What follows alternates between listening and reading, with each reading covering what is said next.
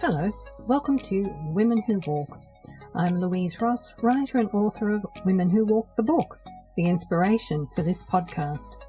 And just as I did for the book, here I'll be interviewing and unpacking the journeys of impressive, intrepid women who've made multiple international moves for work, for adventure, for love, for freedom. You can find show notes to each episode and my books on my website, louiseross.com.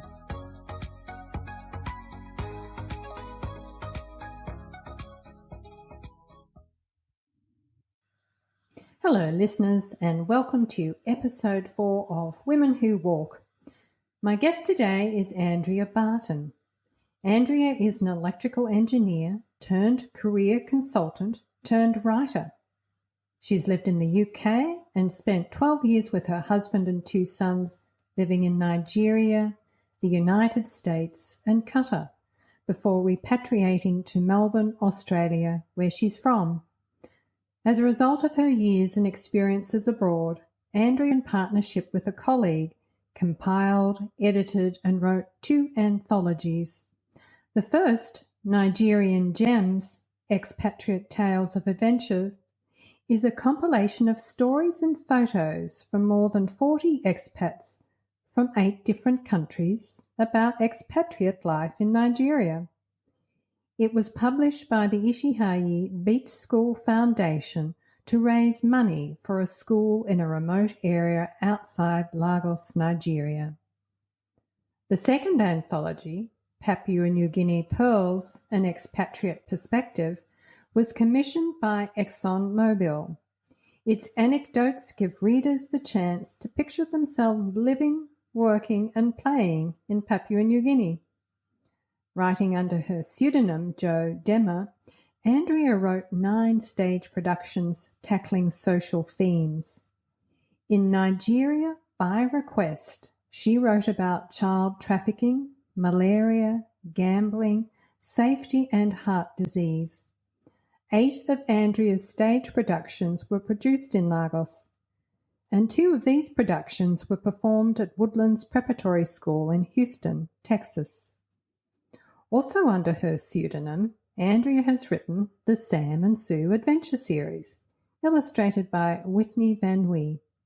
These rhyming children's picture books are set in different locations, such as Doha in Qatar and Port Douglas in Australia, allowing kids and their parents to travel vicariously. On her website, Brightside Story Studio, she writes the Winding Narrative blog, where she shares her writing journey. She also interviews authors, small business owners, and anyone with her own winding narrative, which is how I met Andrea, as she interviewed me and then wrote up our conversation as a blog post. As editorial head of adult nonfiction and fiction at New Authors Collective Australia, she helps writers craft fiction or memoir. Beyond her writing and production work, Andrea is an avid ballroom and tango dancer. I can attest to this, as I've seen a Facebook video of her dancing with her tango teacher. And as someone who also loves dancing tango, I was seriously impressed.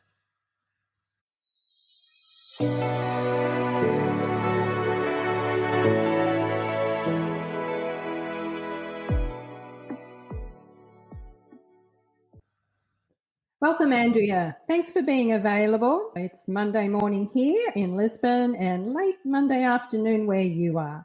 Set the scene for us. Tell us where you are. I'm working in Mansfield at the moment, which is a country town, the gateway to the high country in Victoria, Australia. It's a beautiful setting. Outside my window, I can look out over Lake Eildon. It's a very Australian setting with lots of gum trees. There's actually some kangaroos hopping around our front paddock at the moment. It's an idyllic place to be writing. I know that area too because I used to ski up there. Are you and your family skiers? My husband and kids are very keen skiers. They do go up to Bulla quite regularly. I'm a little bit scared of heights and don't really like the cold, so skiing's not quite my thing. I tend to stay home and enjoy the peace and quiet when they go. If you don't like the cold, it would not be your thing. You have a very eclectic background. You transitioned from electrical engineering to career consultant to writing. Tell us how that came about. It's been a journey. I think it's one of those things where you learn a lot about yourself as you grow up, and as you experience some things, you learn that they're maybe not for you and you need to find something new. I did electrical engineering at university, which was really a case of I didn't really know what else to do, and I was good at maths and science, so that seemed a good career prospect. After uni, I went and worked for Telstra, which is Australia's biggest telecommunications company. I very soon figured out that actually I was more interested in people than I was in things, and perhaps I wasn't in quite the right career. I went back to study. I did a postgraduate diploma in organisation behaviour, which I loved, and that led me to working for what's now called Right Management Consultants. I was a career consultant working with either high achievers within organisations or with people who'd been made redundant from their organisations. I was helping people figure out what they wanted to be when they grow up, which was exciting. Often people found new directions. Some people went back into similar roles, but it was something I loved, the whole coaching, counselling aspect. At some point then you transition into writing, but was that as a result of you spending, a dozen years abroad with your husband and family? I always had a hankering about writing. I always thought it would be a nice thing to do. When I had my first son was when I really started writing, and I thought, maternity leave, I'll have lots of time. Well, anybody who's had a kid will quickly tell you that you don't have lots of time on maternity leave. But I did make a start. And then, of course, once I went back to work after maternity leave, I didn't have time to do anything much. When the kids were 3 and 5, I've got 2 sons. My husband was offered a job in Nigeria, which was a big hurdle for us because we were pretty nervous about it. There was a lot in the press that was not so good about Nigeria. We decided to take the leap. And I had to give up my job because there wasn't a right management consultant in Nigeria and they didn't really do career development there. So that was really when I decided, okay, if I can't do the career thing, if I'm going to be getting out of corporate and out of that style of work, then this is what I'm going to do. I'm going to be a writer. Mm-hmm. I read on your website that you refer to yourself as a trailing spouse. And I got to tell you, Andy, it's one of my... it's one of my pet hates. Not a popular term. Yeah, it's not. The reason for that is that I think women such as yourself make enormous sacrifices to accompany their spouse abroad, sometimes to locations that are very challenging, particularly with family. These days, the term is accompanying partner or supportive spouse. While you were in Nigeria, you were raising 2 sons and you were writing and you were doing stage production. Can you tell us a bit about that?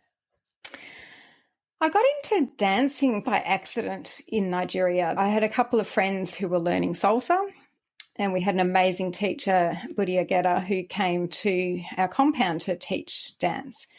And one of the girls in their group left. They went back home, as happens when you're friends with a lot of expats. You lose friends along the way who leave the country and they move on to other things. So they needed another person to fill out the gaps. Didn't really know what salsa was. Sounds like fun. I'll give that a go. I did and completely fell in love with it. It was just something that was in me that I had not really expressed before. As a kid, I always wanted to be a ballet dancer, desperately, passionately wanted to be a ballet dancer.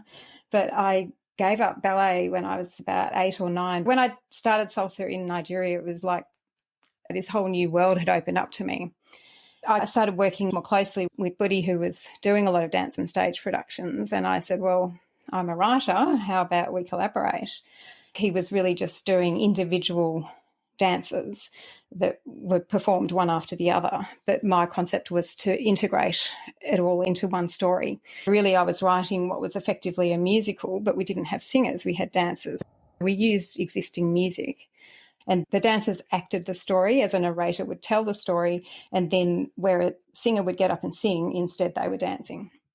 Mm-hmm. So really, really challenging and really good fun. And we had a long time trying to get funding to produce some of these things. Ultimately, the breakthrough we did, it was a charity performance for the Lagos Yacht Club. There were a lot of things went wrong with it. There were a lot of huge hurdles, but we got there, and it was an incredible buzz to actually get the whole thing on stage, something that I'd written and pulled it together. I danced in it as well, so it was a huge amount of fun. Wow, how impressive that is. In your introduction, I mentioned that you had 9 productions in Lagos. Is that right?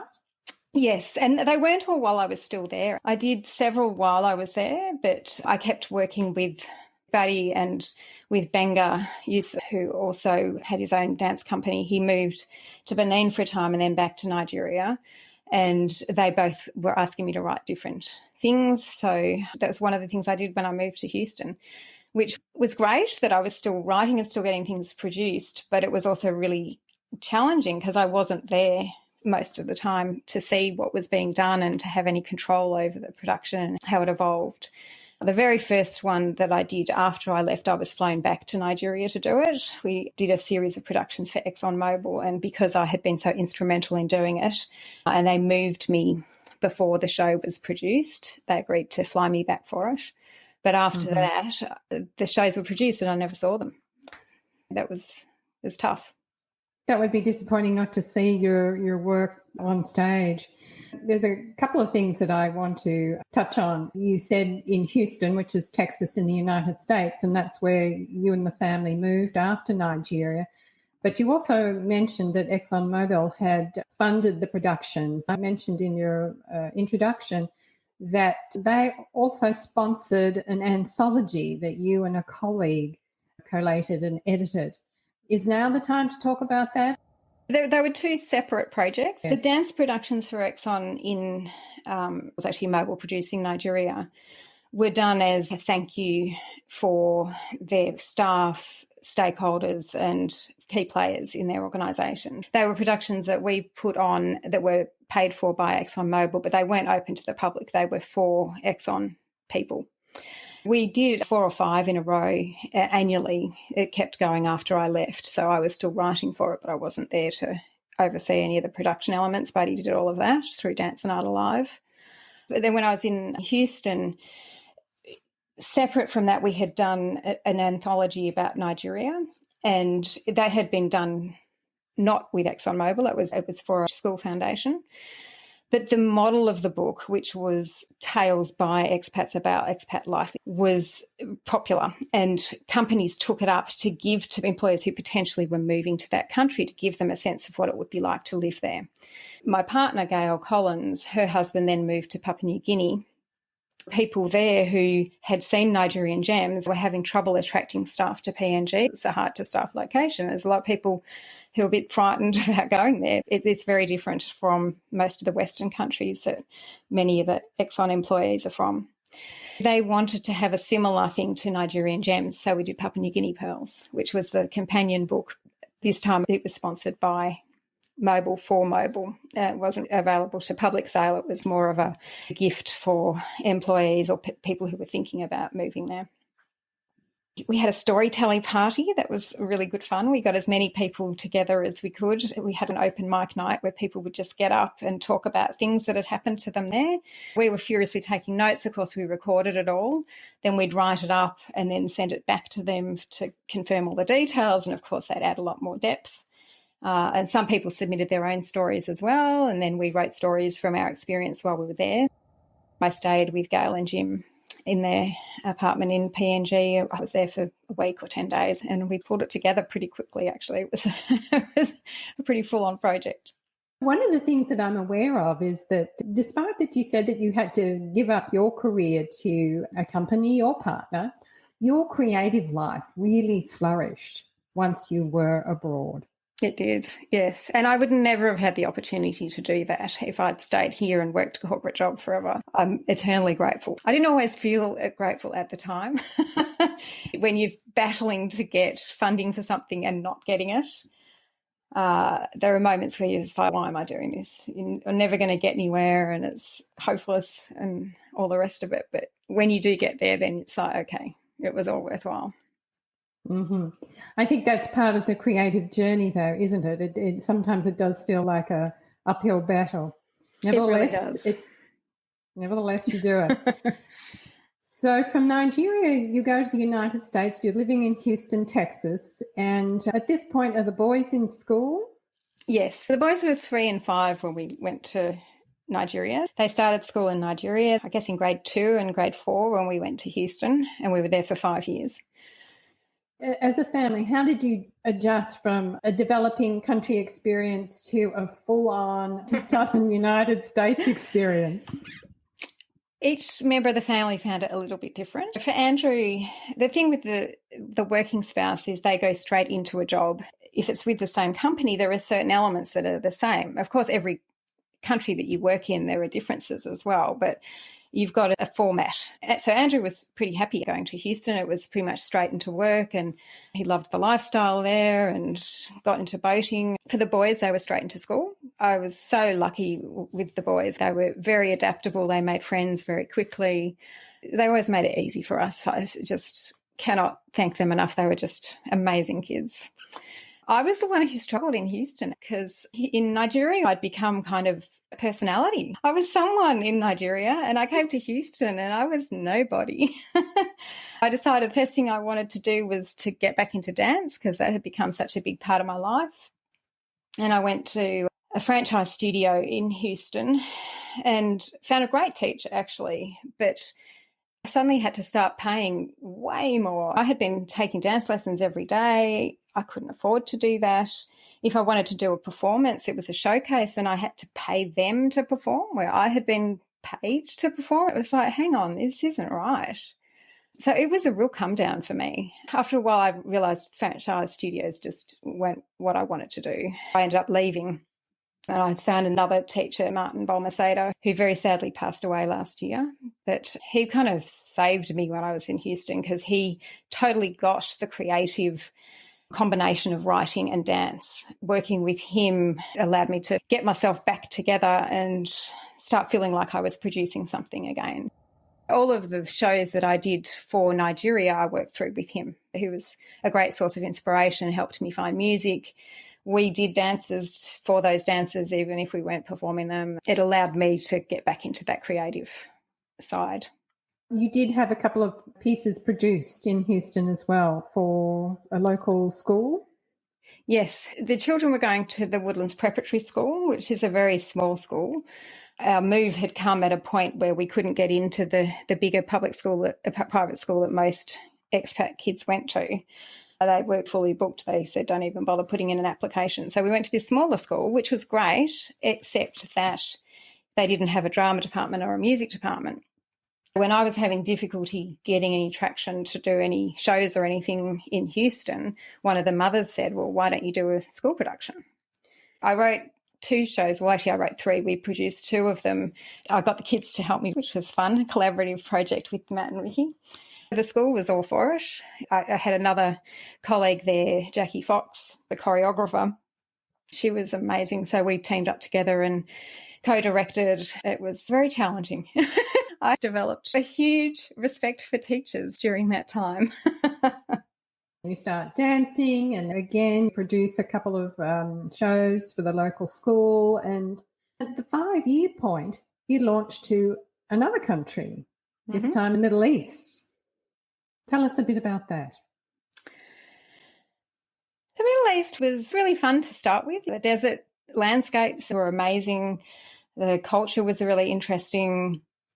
You have these images of what it would be like living there, and it wasn't as scary as what I thought it might be.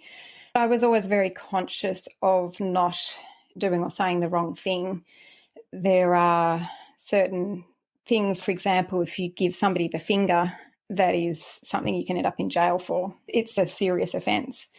I was also very careful about what I posted in social media. I wasn't blogging at that point, but I just felt like I had to be a little bit careful while I was living there. Was there any cultural sensitivity training through ExxonMobil? We did have a bit, yes. Somebody showed us around. We were given accommodation, so we didn't have to look for accommodation, but helped us buy cars and figure out how to get our driver's licenses and all of those sorts of things. They did have some coaching that was really helpful. And everybody knows you're supposed to cover your shoulder, cover your elbows, cover your knees. The boys at this point, almost 8 and 10 and in school there as well? Yes, they were going into 6th and 8th grade. Might have been 7th and 9th. The school was amazing, American school again. Particularly the high school had an incredible director, and both the boys really enjoyed school there. Well, the kids are in school and your partner's working and you can't really dance as much. I did have a dance teacher to start with, but he was getting increasingly frustrated because of the limitations and restrictions on what they could do. And he was an Argentine tango dancer and he wanted to bring people in for that, but it just didn't really fly. So he left. I just didn't have a teacher after that. I wasn't dancing anymore, which was awful. At this stage, I had been frustrated, although I'd done the school productions in Houston, I hadn't done any professional shows. And Martin was actually the one who said to me, why don't you write a novel instead? Go back to that. I'd actually written a musical and I was working with some composers and trying to get that going, but they never reached fruition for various reasons. So I thought, okay, I'll try to write a novel. Of course, I didn't really know what I didn't know. I set myself the goal of being traditionally published, which is a goal I'm yet to realise. I'm getting closer. I have a literary agent now and I'm starting to get some traction, but I still have not achieved that goal. Most of the time while I was in Doha, I was writing.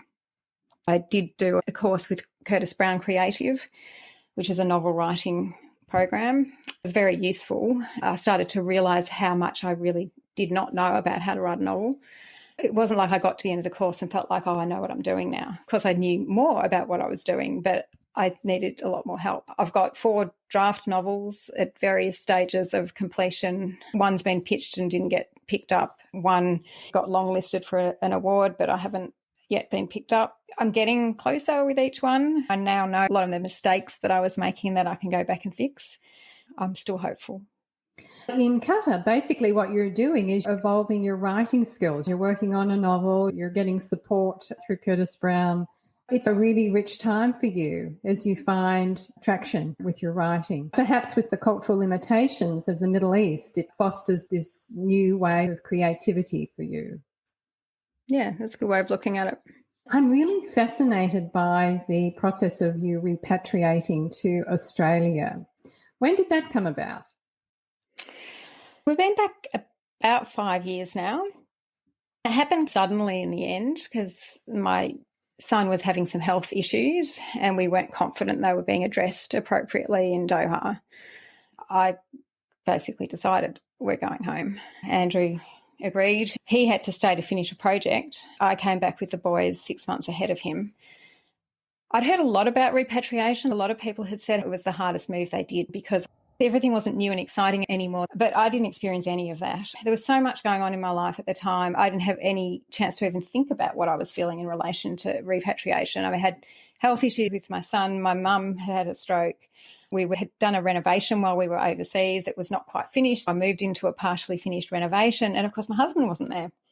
I was just putting one foot in front of the other. And I was trying to keep writing and trying to get an agent and trying to finish books. It was just keeping on. There are a lot of negative stories about repatriation, and the reason I brought it up is it's one of my biggest fears. I've lived out of Australia since the mid-80s, and every now and then I think, will I return? And it's a little scary to me to repatriate to a country that I don't really know anymore. And yet for you, I think that there were things in place that really helped you with that process. One was the health of your child. You had to make sure that his health was a priority. That's right. We'd been away for 13 years at that point, but every year we had gone back home. We were very strong about making sure that the kids had some roots here. We kept an apartment that we could live in when we were here, so they had a space that was their own. We made a point of seeing their grandparents and aunties and uncles and all of friends and family, so that we kept in touch. Every year we spent probably 5 or 6 weeks back in Melbourne.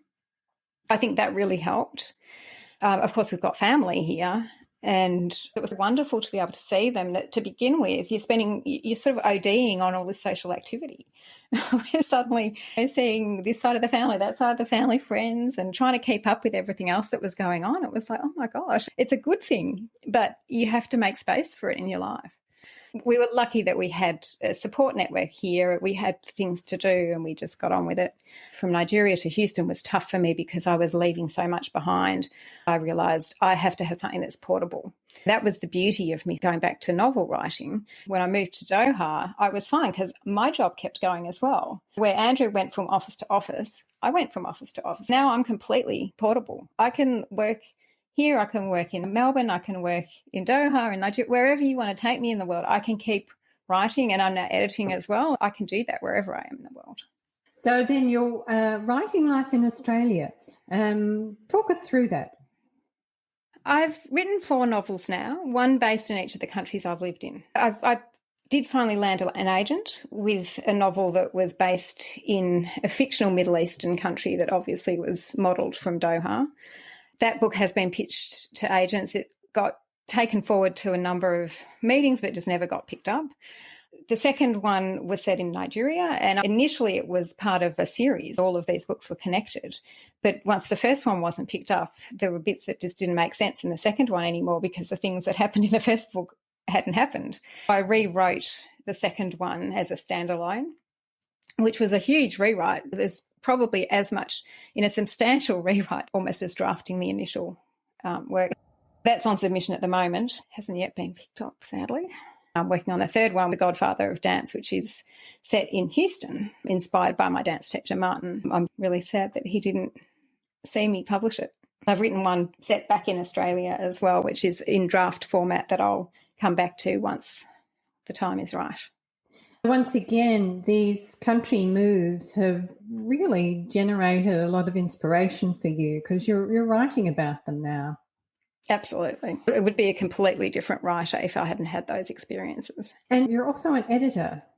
One of the things you find as a writer is that you need to read other people's work and edit other people's work to understand how to edit and how to write. And so there's a lot of what we call beta reading, where you swap novels with somebody else who's writing in a similar genre and you critique their novel, they critique your novel, and then you go back to work. I did a lot of this over the years and found I really loved it, and people were giving me really positive feedback about my critiques and what they were getting from it. I'd also paid a lot of editors and saw what they did. Then when I got my agent, one of the things that they do is offer a beta reading service. I did one for one of the authors there, and my agent saw it and asked if I would join his editorial team. That was like, oh, wow, I've got a job offer, like a real job. I've been working for him for nearly 2 years now. That allowed me to develop my skills, develop my confidence. I've got a couple of authors who are being published this year. That's really exciting. First one's coming out next month by Lisa Darcy. It's called Lily's Little Flower Shop, a romantic comedy. And Susanna Hardy's coming out with Loving Lizzie March in, I think it's June or July. That's really satisfying and rewarding. Off the back of that, I gained enough confidence to start my own editing company. I now own and run Brightside Story Studio, which I love doing. Sometimes I work with authors who have finished a novel and they come to me and I do a structural edit or a line edit depending on what stage they're at and what they want. In some ways, I love this more because I'm involved right from early on. I do mentoring and coaching. It'll be somebody who has not completed a novel yet. They're just starting out, but they need somebody to keep them on track and make sure that they're producing. Every client's different. They've each got thrilling, exciting projects that they're really committed and excited about, and I love them as well. It's kind of bringing together aspects of everything I've done. It's bringing aspects of the coaching that I did back when I was career coaching, the structure and logic from when I was engineering, the creativity from when I was dancing. All of that comes together in this editing. I feel like I've come home. This is what I'm meant to be doing. Your life sounds full and rich these days, so dare I say, what's next? It's more of the same. The goal is still to get that traditional publishing deal.